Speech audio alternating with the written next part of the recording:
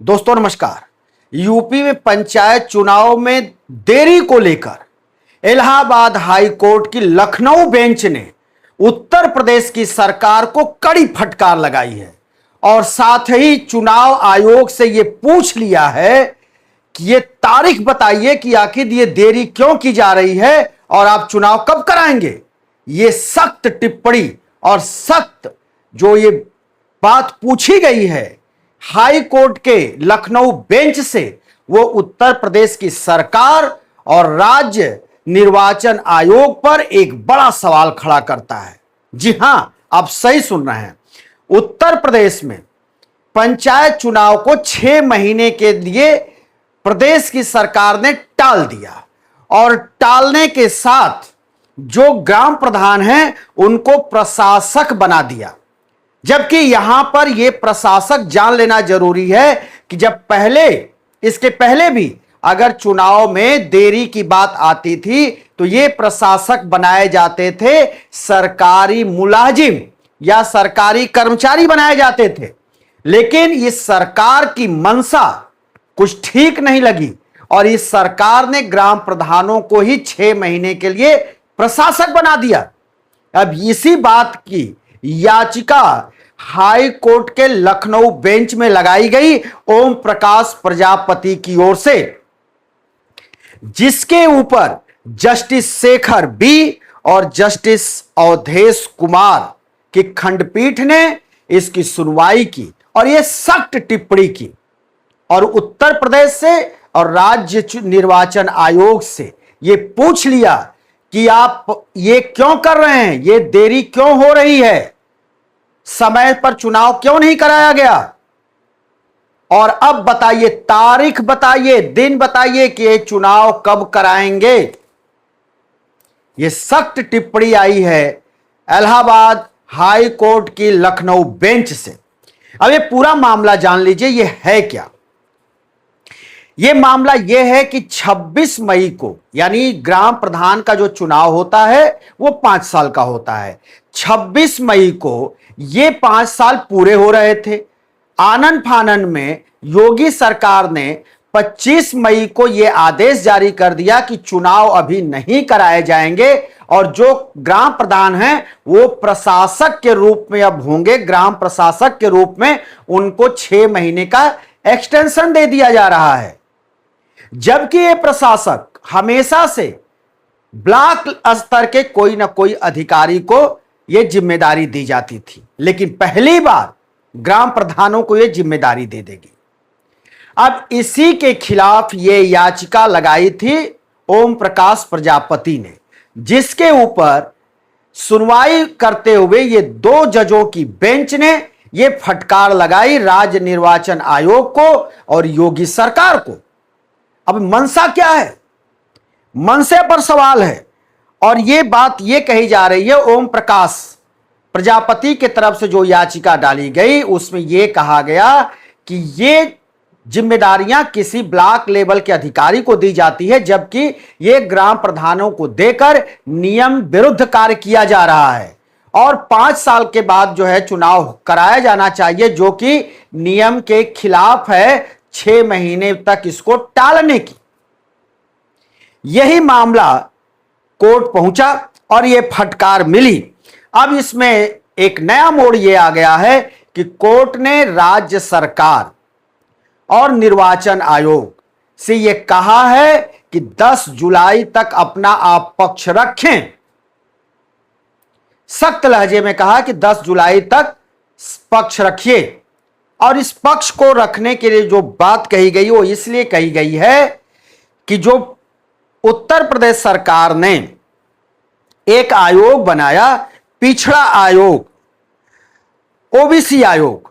यह आयोग का काम कि जो ग्राम प्रधान चुनाव होगा उसमें पिछड़ा और अति पिछड़ा या दलित वर्ग के लिए कौन सी सीट आरक्षित होगी, किस सीट को किसके लिए आरक्षित किया जाएगा, इसका रिपोर्ट, इसकी लिस्ट इस ओबीसी आयोग को करना था, बताना है। तो ये इस आयोग को जो बताना है, जो लिस्ट आनी है, वो कब आनी है? इसी 10 जून को वो लिस्ट जारी होगी। तब ये बात आ गई कि ओबीसी आयोग अपनी लिस्ट भी 10 जून को जारी कर देगा, सरकार को दे देगा। तो इस आयोग के लिस्ट देने के बाद भी अभी इतने दिन के बाद चुनाव क्यों कराए जाएंगे, ये सारे सवाल कोर्ट ने सरकार के और राज्य चुनाव आयोग के सामने रखे। और सरकार और राज्य चुनाव आयोग ने जो अपनी दलील दी उसको लेकर जस्टिस शेखर और जस्टिस अवधेश कुमार ने नाराजगी जताई और कहा कि ये जो आप दलील दे रहे हैं ये संतोषजनक नहीं है।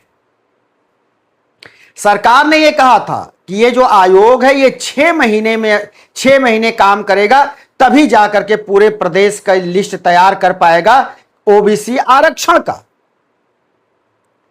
तो अब ये ओबीसी आरक्षण का जो सरकार ने एक पेज फंसाया, लेकिन हाई कोर्ट की बेंच ने इसको सुनने से इनकार कर दिया और इस पर नाराजगी जताई। अब यह जान लेना जरूरी है कि यह घुमा घुमा करके जलेबी सरकार क्यों बना रही है। जब एसआईआर उत्तर प्रदेश में हुआ तो राज्य चुनाव आयोग के तरफ से जो लिस्ट तैयार की गई पंचायत चुनाव के लिए, उसमें और जो देश के यानी भारत सरकार का जो निर्वाचन आयोग है जो उसने एसआईआर कराया, उसमें भारी गड़बड़ी पाई गई, अनियमितता पाई गई, करोड़ों मतदाताओं के अंतर पाए गए।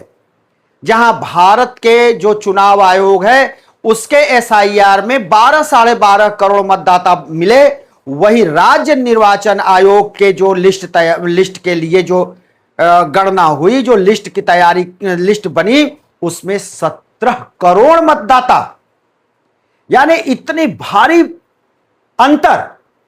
तो क्या सरकार के ऊपर यह सवाल नहीं खड़ा होता है कि इस अंतर को छुपाने के लिए, दबाने के लिए और आगामी 2027 के शुरुआत में ही यूपी में विधानसभा चुनाव होने हैं, उस चुनाव में फायदा लेने के लिए क्या यह कोशिश और यह प्रयास नहीं किया गया? और यह सर्वविदित है, अगर ग्राम प्रधान को एक्सटेंशन 6 महीने का दे दिया जाएगा, उसको प्रशासक के रूप में काम सौंप दिए जाएंगे, तो वो फिर क्या सरकार के लिए काम नहीं करेगा? क्योंकि 6 महीने उसको अतिरिक्त कमाने के साधन, कमाने के हथियार उसके हाथ में होगा।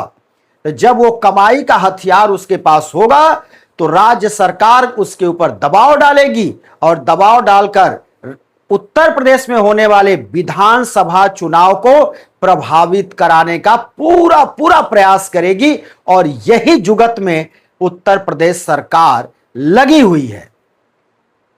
तो ये आप जानते हैं कि देश में कहीं भी चुनाव होता है तो आज जो केंद्र की सत्ताधारी पार्टी है वो हर हालत में चुनाव जीतने के लिए हर हथकंडे अपनाती है। तो क्या ये जो 6 महीने का ग्राम प्रधानों को एक्सटेंशन दिया गया, उनको प्रशासक का दर्जा दिया गया, क्या ये आगामी विधानसभा चुनाव जीतने के लिए और पुनः अपनी सरकार बनाने के लिए ये राज्य सरकार की तरफ से उठाया गया एक ये कदम है? अब ये जब इलाहाबाद हाई कोर्ट की खंडपीठ ने इस तरह की टिप्पणी की है, सख्त टिप्पणी की है, और 10 जुलाई को तलब किया है और पूछा है कि आप तारीख भी बताएंगे और आप जो है लिस्ट की जानकारी भी देंगे और राज्य चुनाव आयोग ये बताएगा कि वो चुनाव क्यों नहीं कराया, क्या कारण है, और वो तारीख भी उसको बतानी पड़ेगी कि कब वो चुनाव कराएगा, वो कौन सी तारीख होगी, वो कौन सा दिन होगा, और इस सब में जो अंतर आया है वो क्यों आया है, ये सबके ऊपर अब चुनाव आयोग, राज्य चुनाव आयोग और उत्तर प्रदेश सरकार को 10 जुलाई को हाजिर होना होगा इलाहाबाद हाई कोर्ट के लखनऊ बेंच में और इन्हीं 2 जजों के सामने और अपनी बात रखनी होगी। तब फिर ये बात सामने आएगी कि आगे जो है कोर्ट का आदेश क्या है और पंचायत चुनाव को लेकर राज्य सरकार की मंशा क्या है और ये वास्तव में कब कराया जाएगा। क्या यही प्रधान प्रशासक होंगे या फिर ब्लॉक स्तर के अधिकारियों को प्रशासक की नियुक्ति में उनको शामिल किया जाएगा, प्रशासक की जिम्मेदारी उनको दी जाएगी। ये सारी बातें अब 10 जुलाई को तय होंगी क्योंकि अगली सुनवाई 10 जुलाई है। दोस्तों, हम फिर किसी दूसरे वीडियो के साथ हाजिर होंगे। तब तक के लिए शिवमूर्ति दुबे को दीजिए इजाजत।